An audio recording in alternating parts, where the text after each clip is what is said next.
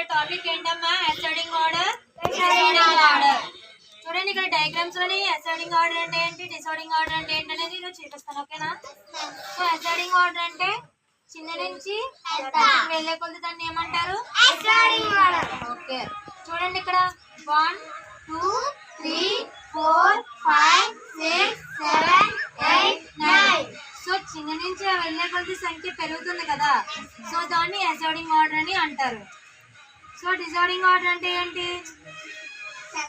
పెద్ద నుంచి చిన్న. సో 9 8 7 6 5 4 3 2 1. సో చూడండి ఇక్కడ డయాగ్రామ్ కనిపిస్తుంది కదా, పెద్ద నుంచి అలాగా వెళ్ళే కొద్ది చిన్నది వచ్చింది కాబట్టి దీన్ని ఏమంటారు? Descending order. So ascending order అంటే ఏంటి, డిసెండింగ్ ఆర్డర్ అంటే ఏంటి అనేది అర్థమైంది కదమ్మా? ఓకేనా?